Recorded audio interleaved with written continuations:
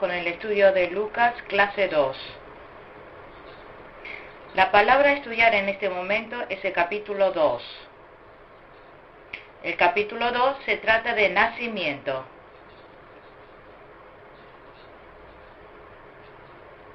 A partir del versículo 1 al 7 habla acerca del nacimiento de Jesús. Jesucristo, en forma humana,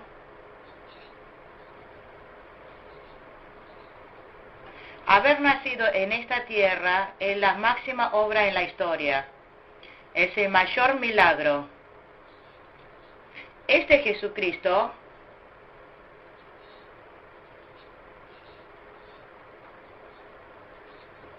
vino a través del vientre de María, la desposada de José. El Dios que estuvo como verbo desde el principio, el Creador, vino al mundo creado por Él, en forma humana.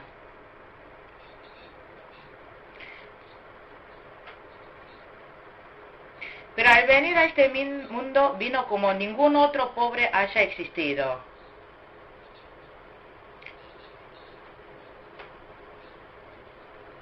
Si vemos en el versículo 7, dice que lo acostó en un pesebre porque no había lugar en donde poner. Completó la ley. Salva a su pueblo escogido. Para llevar a cabo el rescate, el Dios creador se rebajó de esta manera. Como dice en Filipenses capítulo 2, versículos 6 al 8, muestra la manera más miserable que puede existir para nacer. De esta forma nació nuestro Señor Jesús.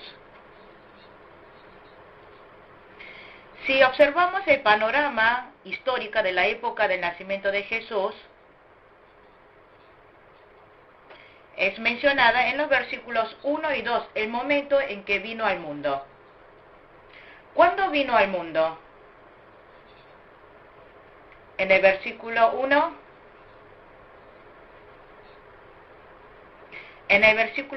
dice que vino en la época de Augusto César, cuando se promulgó un edicto para censar.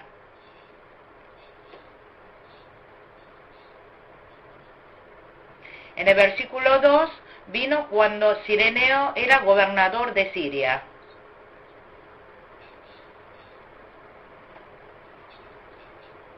Cuando estaba reinando Augusto César,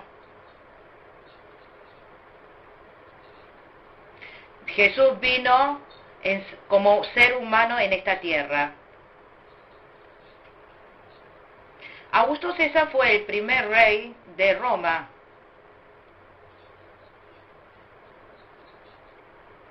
Estuvo desde el 31 a.C. hasta 14 después de Cristo y gobernó durante 45 años.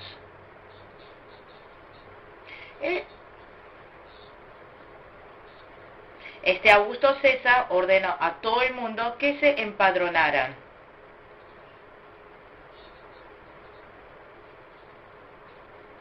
A todo el mundo se refiere a todos los territorios gobernados por Roma. Actualmente este empadronamiento se trata del censo. El motivo del empadronarlo de César es para recaudar impuestos, para contar la cantidad de habitantes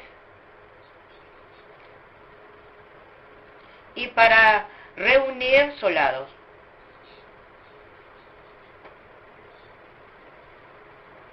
Este César lo hizo para cumplir con su propósito. Esto es una cosa histórica.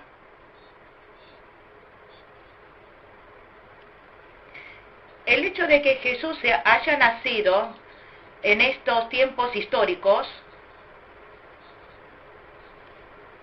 significa que el nacimiento de Jesús es algo histórico.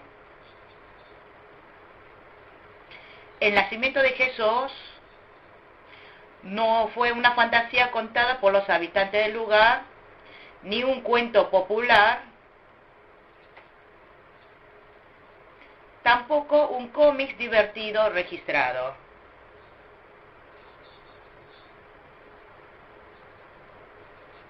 Esto se realizó cuando Augusto César dijo que censara.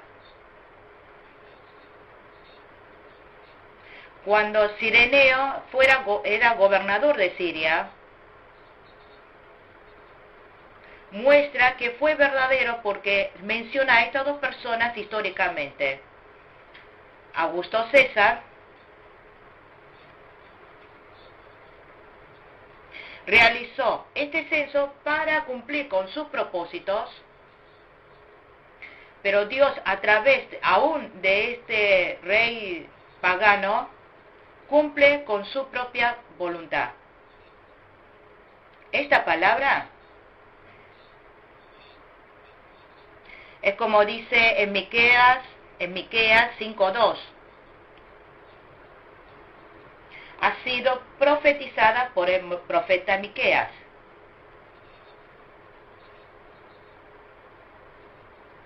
Que en la tierra de Belén había de nacer el que gobernara a Israel.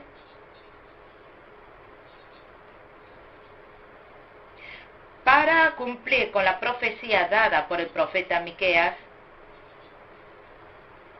utilizó de esta manera a Augusto César, pero Augusto quiso realizar con su propósito, pero al final terminó cumpliendo la palabra de Dios. El gobernador, el soberano de la historia es Dios. El que tiene el poder de la historia es Dios. Significa que la vida y la muerte están en la mano de Dios. Todos los hombres son instrumentos usados por Dios. Son varas y callados.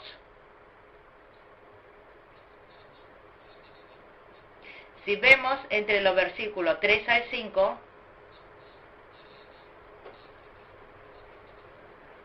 José y María se van de Nazaret y muestra el motivo por el cual tuvieron que viajar hasta la tierra de Belén. ¿Por qué tuvieron que ir a Belén? Hizo que María fuera concebido por el Espíritu Santo, y como dice en Miqueas 5:2, tenía que nacer en la tierra de Belén. Y como José era de la descendencia de David, y para cumplir con la palabra dada en Miqueas 5:2, tuvieron que ir a la ciudad de Belén. Dios, para cumplir con su profecía, usó al rey pagano Augusto César, usó a José y también a María, que estaba encinta. Dios, siempre en su propia voluntad, en su tiempo, realiza todo lo que quiere y realizar. Como dice en Número 9:23, como menciona la vida de los santos, que al mandato de Dios acampan, que al mandato de Dios partían y guardaban la ordenanza según el Señor. Jesús nació en un pesebre. Y esto es mencionado en el versículo 6 al 7.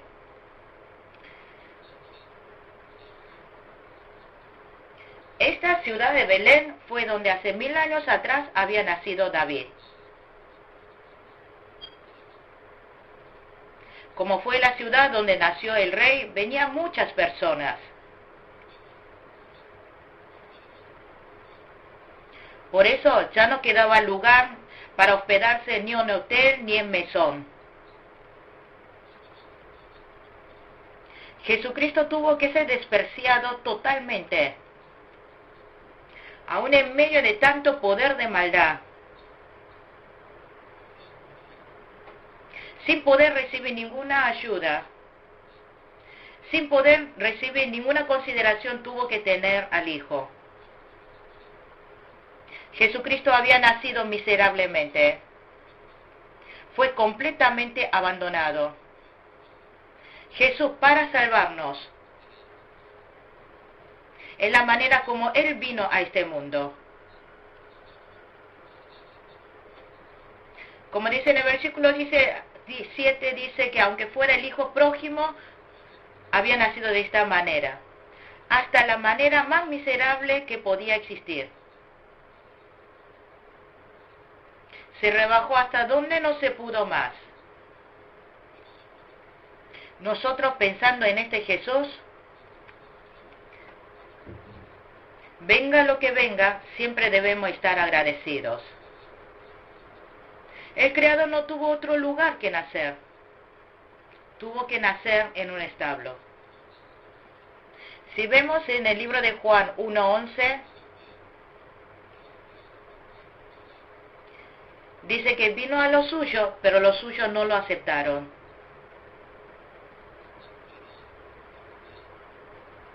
No tuvo ninguna aceptación o compasión, ni dinero, despreciado. No tuvo ayuda y vino así de esta manera. ¿Para rescatar a quién? Para rescatar a nosotros. En los versículos 8 al 14, los pastores escucharon acerca de la noticia del nacimiento de Jesús. Los ángeles les hicieron saber, les anunciaron a los pastores acerca de este nacimiento. Los pastores de la zona de Belén fueron los primeros en escuchar acerca del nacimiento de Jesús y fueron los primeros en observar el nacimiento de Jesús.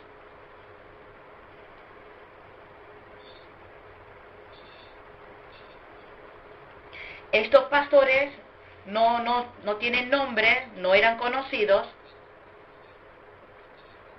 pero pudieron escuchar acerca del nacimiento del Señor y pudieron ver directamente con sus ojos la gloria del Señor. ¿Cómo es que estos pastores vivieron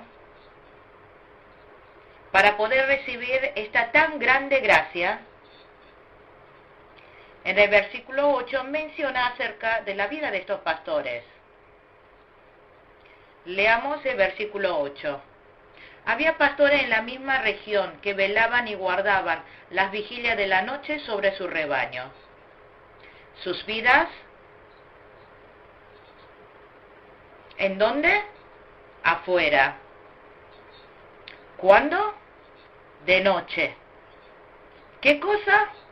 A sus ovejas. ¿Cómo?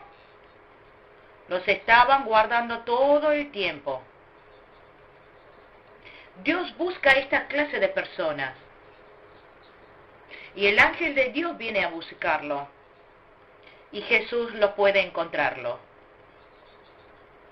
En las afueras de esa región, que cuidaban a sus ovejas de noche, Dios usa personas de esta clase.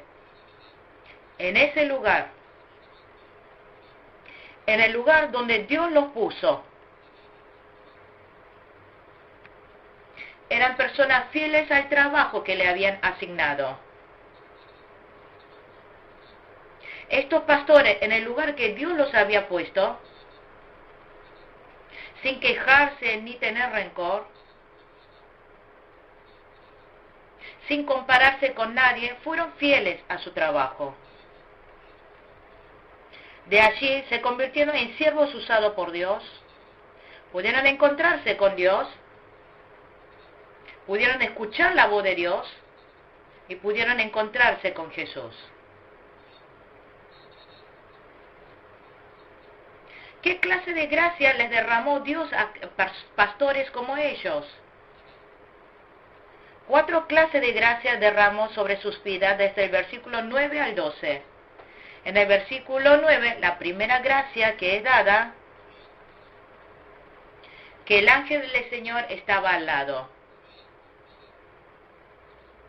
Les brilló y les rodeó la gloria de Dios. Ellos, a través del ángel, escucharon una gran noticia, una noticia alegre, una buena noticia. ¿Y cuál fue el contenido de esta gran noticia, de esta noticia alegre? Que Mesías había venido.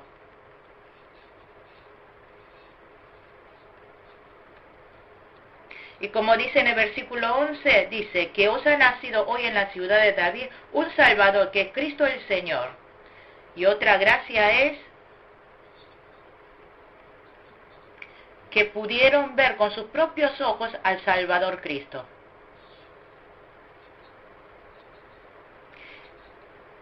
¿Cómo es este nacimiento de Jesucristo? Nos lo comentan entre los versículos 10 al 14.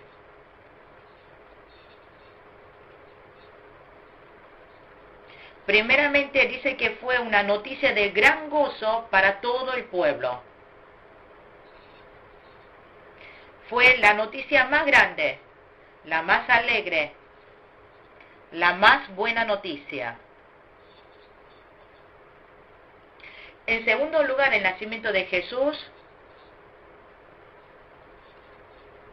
fue un suceso en la cual aún la gran multitud de huestes celestiales alabaran a Dios.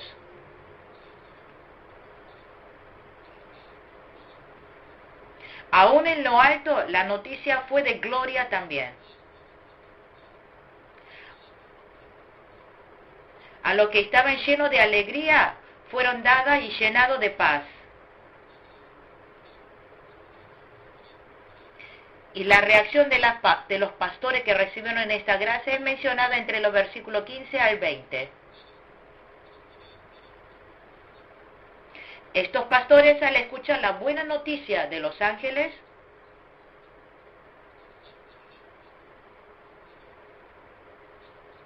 fueron de inmediato a la ciudad de Belén para ver este suceso. El que no obedece aún escuchando la palabra de Dios, dice que se engaña a sí mismo, como dice en Santiago 1:22. Aquel que ha recibido el Evangelio, si obedece inmediatamente, tendrá tiempo para hacer y podrán recibir poder y valor para ir a testificar. Si vemos entre los versículos 16 al 18, estos pastores recibieron esta noticia y lo creyeron de corazón. Y fueron inmediatamente a verlo. Y cuando fueron a ver, pudieron ver la obra que Dios había realizado. Pudieron comprender el secreto de Dios. Estos pastores fueron inmediatamente a buscarlo. Y descubrieron a Cristo. Y luego fueron a anunciar esta noticia a todas las personas. En el versículo 19, María, la palabra que el ángel le había dado en el momento de la concepción, había guardado la palabra en el corazón, las palabras que los pastores ahora le estaban diciendo, también las guardó profundamente en su corazón. Si nosotros no guardamos la palabra en el corazón y la meditamos, podemos dejar pasar, olvidarlo. Por eso, el que escucha la palabra de Dios, tiene que guardar esta palabra en su corazón tiene que meditar esta palabra y tiene que ponerlo en práctica para que pueda tener fruto. Si vemos en el versículo 20, los pastores, después de haber visto y oído lo que el ángel le había dicho,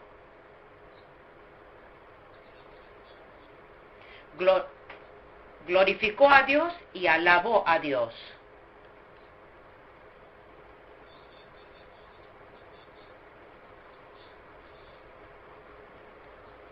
Vemos en el versículo 21 al 24 la fe de María y José. Aparece en 4 formas la fe de José y María. Primeramente en el versículo 21, muestra su fe cuando está por poner el nombre. En obediencia a la palabra del ángel pone por nombre Jesús. El nombre Jesús significa que salvará a su pueblo de su pecado. Jesús no tenía pecado, pero para ser el redentor de la humanidad, como hombre, para cumplir toda la justicia, recibió la circuncisión. En segundo lugar, la fe de ellos aparece en el versículo 22, cuando tuvieron que cumplir con los actos para los días de la purificación. La purificación es un acto para limpiarse, para purificarse. Como vemos en el libro de Levítico 12, 1 al 4, si naciera un varón, debían ir a Jerusalén antes de los 40 días y debían purificarlo. Esto también lo tuvieron que realizar según la ley de Moisés. En tercer lugar, también como dice en el versículo 23, su fe es mostrada ante la ley por ofrenda. Todos los que habían salido de Egipto, la primera generación, habían muerto. Y como los hijos de Israel, los primogénitos, habían sobrevivido, a través de eso debían entregar todo a Dios. Y también esta entrega, este sacrificio lo cumplió según la ley. En cuarto lugar,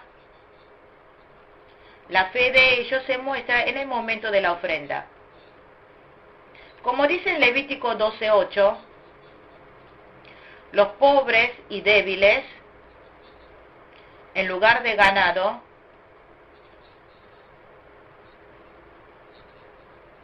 podían ofrendar 2 palominos o tórtolas. Como la familia de Jesús eran pobres, tuvieron que ofrendar con estas cosas. Aunque eran pobres, también ofrendaron. Esto es fe. A través de esta conciencia de entregar sacrificio, nuestra vida de fe se vuelve justo. En los versículos 25 al 35, Simeón recibe a Cristo. ¿Qué clase de persona fue Simeón?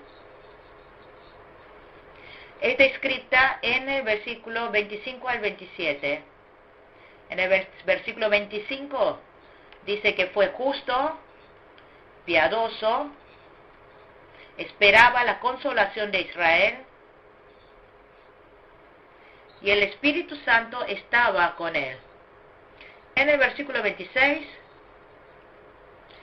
fue alguien que era guiado por el Espíritu Santo. En el versículo 27, dice que vino al templo movido por el Espíritu Santo.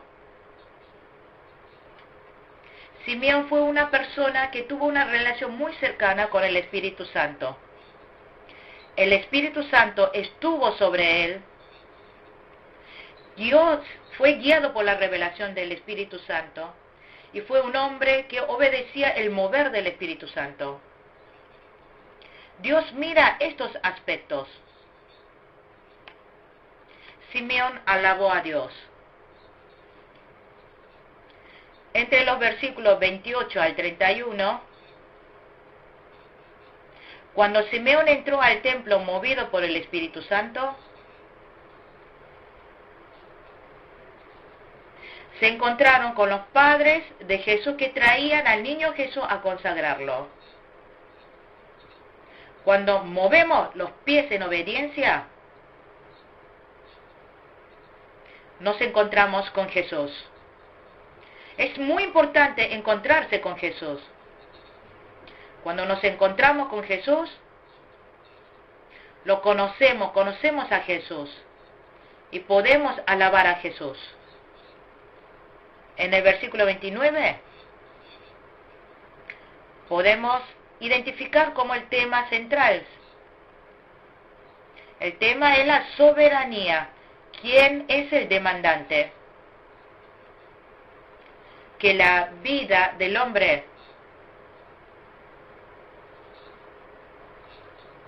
es el tema central, que todo está bajo el control de aquel que tiene el control de todas las cosas. El significado del versículo 29 que dice: Señor, despide a tu siervo en paz. Él declara que el consolado a Israel significa que ahora es liberado de la atadura. Significa que lo encontró. En el versículo 30 dice: porque mis ojos han visto tu salvación. Esto es, haberse encontrado con Jesús. Esa salvación que viene en cumplimiento a haberse encontrado con Jesús. Se había encontrado con el propio Salvador. Jesús, como dice en el versículo 14:6, en versículo Juan 14:6, dijo: yo soy el camino, la verdad y la vida. Obedeciendo el mover del Espíritu Santo, cuando entró al templo, pudo verlo, pudo tocarlo, pudo comprender y pudo experimentar algo inolvidable.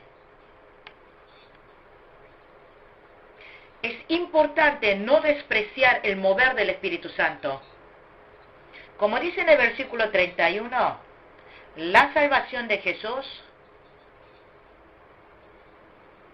es la salvación universal que caerá a toda la humanidad.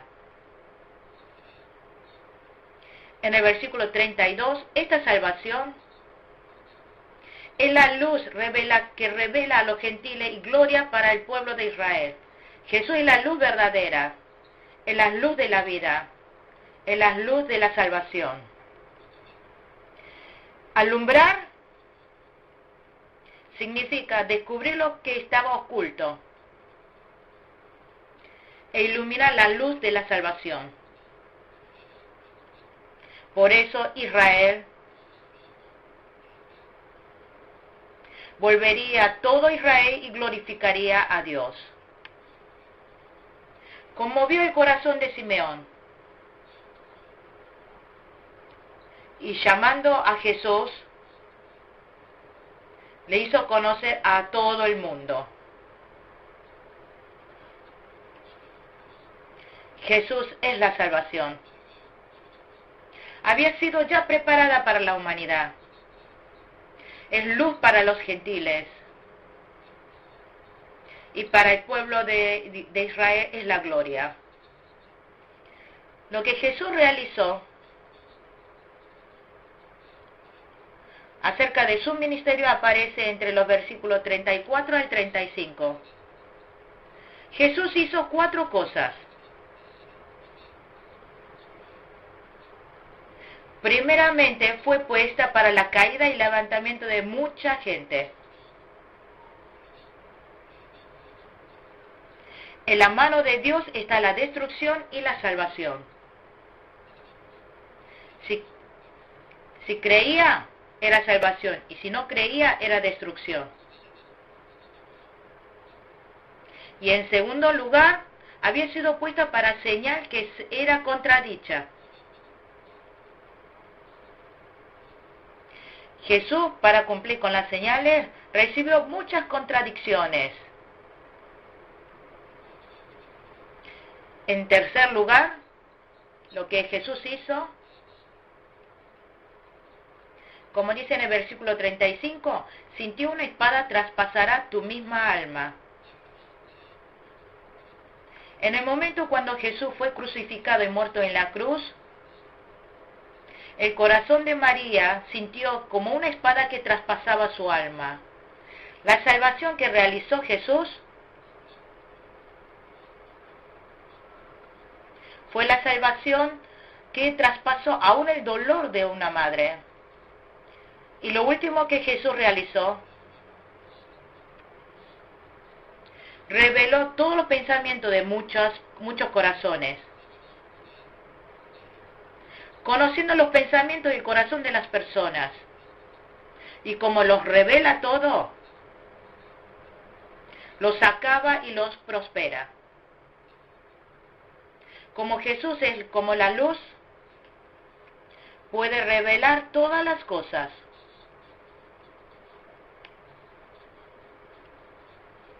En los versículos 36 al 40 se encuentra el suceso del encuentro de Ana con Jesús.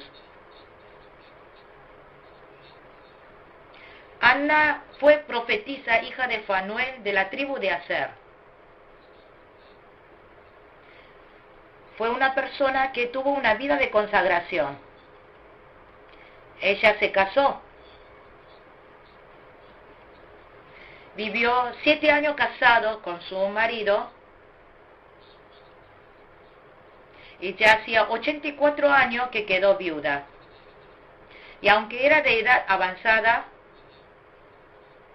con gran poder esperó a Cristo y que pudiera recibirlo y dar testimonio de él, muestra una fe muy valiosa. Ana nunca se apartó del templo. Pasó los días en ayuno y oración. Esperó la redención de Israel.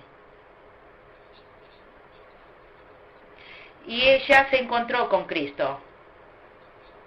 Y dio testimonio de Cristo.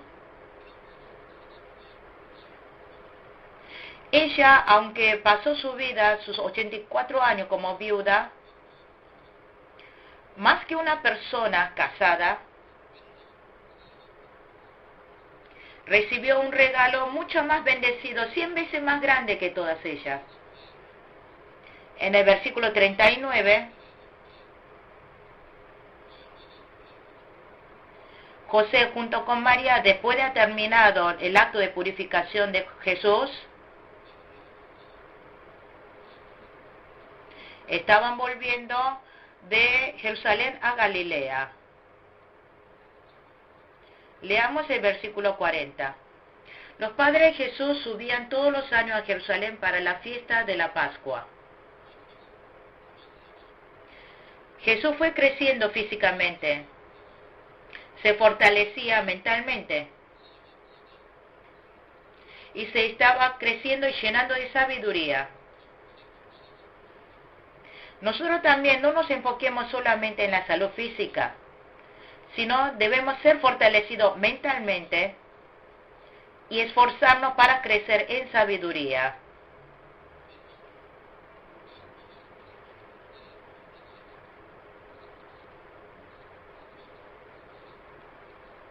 Por último, vemos los sucesos acerca de Jesús a sus 12 años, entre los versículos 41 al 52.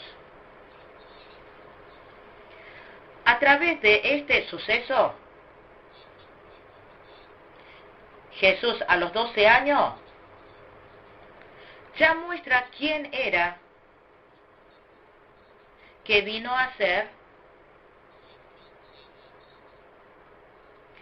Esta sabiduría y conocimiento que tenía Jesús cuán grande era. Si vemos en el versículo 41, los padres de Jesús, cada año cuando llegaba Pascua, subían a Jerusalén. Sea en el versículo Éxodo 23 o Deuteronomio 16, según la ley de Moisés, todo varón israelita debían subir 3 veces a Jerusalén. En Pascua, en Pentecostés y en fiesta de tabernáculo. En el versículo 42, a los 12 años Jesús, para cumplir con los votos, sube a Jerusalén. Y para los judíos,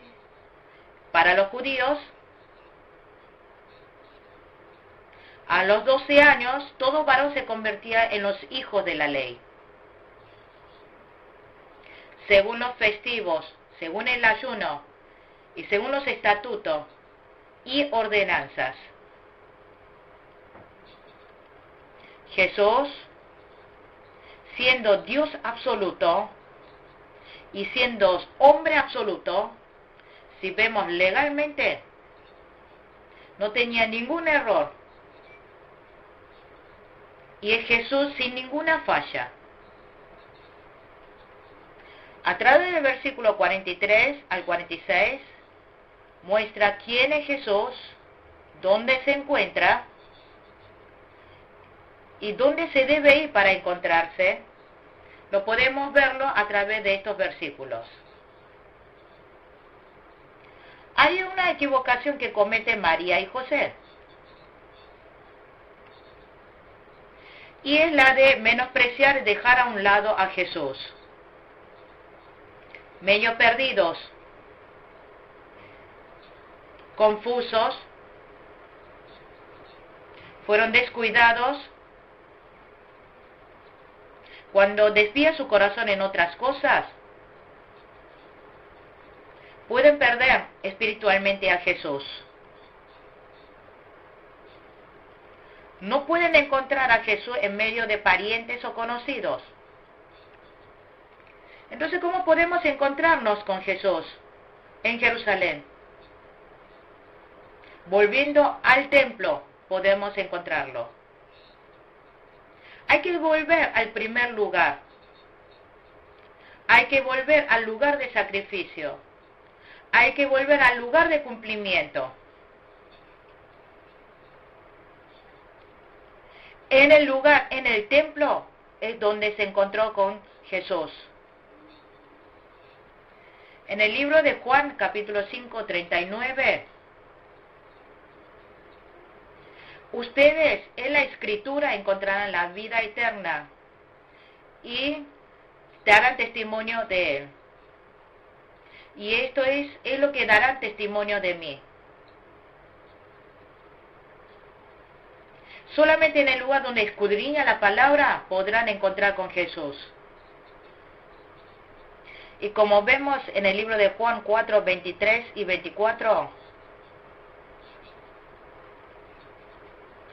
solo podemos encontrarnos con Dios en el lugar donde damos en espíritu y en verdad el culto. Si vemos en el versículo 47, Jesús responde preguntas increíbles, como ningún otro en el mundo. Nosotros también, centrados en el templo, si vivimos como Jesús, podemos convertirnos en personas cada vez más valiosas. ¿Dónde se encontró Jesús? Si vemos en el versículo 48 al 50, en la casa del Padre, en el templo.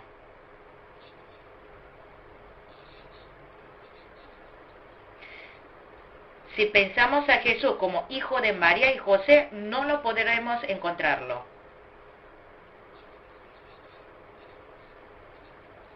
Solamente creyendo como hijo de Dios podremos encontrarlo. Solamente volviendo a la casa del Padre encontraremos con Jesús. En el versículo 50, los padres no pudieron comprender lo que Jesús les decía. Hay que crecer hasta la medida de Jesucristo.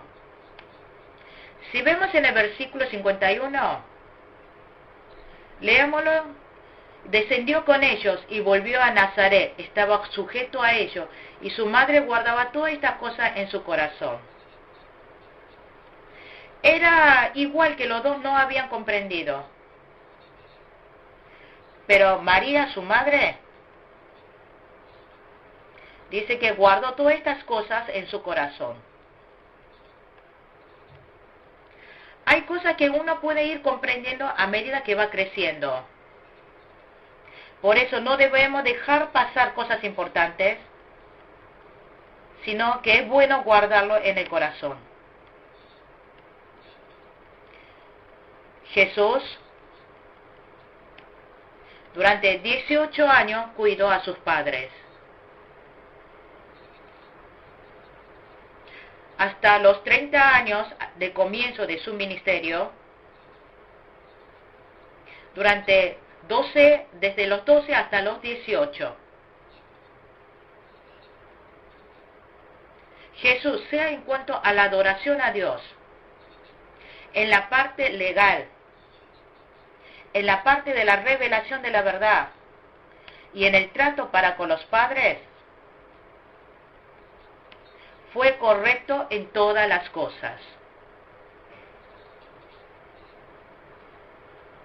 Esta es la figura, la manera como Jesús vivió en esta tierra. Y en el 52 se menciona la conclusión de este capítulo. Leamos el versículo 52. Y Jesús crecía en sabiduría y estatura y en gracia para con Dios y los hombres. Jesús crecía en sabiduría, en estatura, en gracia para con Dios y los hombres. Hoy, a través de este capítulo 2, Jesús, desde sus 12 años, sea en palabra, sea en cuerpo, sea en su vida cotidiana, reveló la verdad. Él vivió según todo esto. Sea con quien sea con sus padres, sea en donde sea, vivió de manera justa y correcta. Nosotros también en todas las cosas, en todo carácter, también en nuestra habla, debemos imitar a Jesucristo en toda su forma y vivir de esta manera. Así concluimos con la clase 2 del libro de Lucas. Muchas gracias.